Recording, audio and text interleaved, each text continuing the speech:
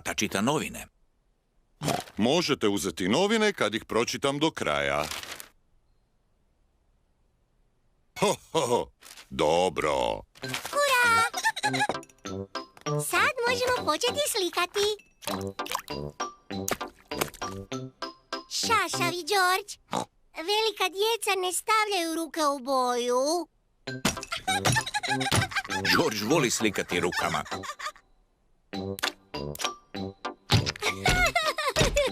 Pepa voli slikati rukama. Jako dobro. Mogu li dobiti krumpir, mamice? Ali još nije kuhan, tatice. Tata, jesi li gladan? Ne želim ga pojesti. Gledajte ovo. Što to tata radi?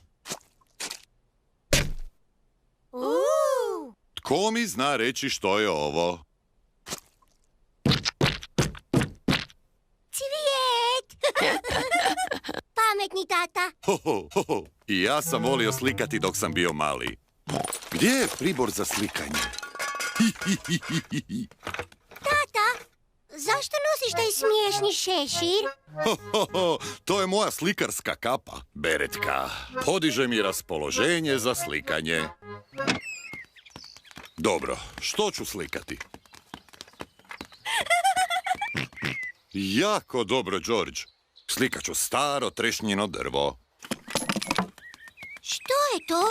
To je štafelaj, Pepa. On drži platno. Što je platno?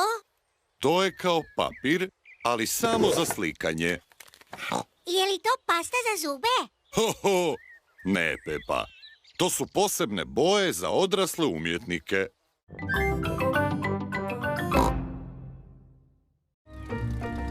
Pepa je s obitelji stigla do Chloine kuće.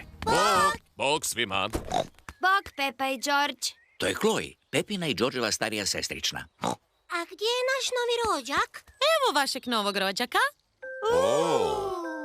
Novi rođak je mala sitna bebica. Kako je krasan. Je li beba djevojčica? Ne, nego dječak.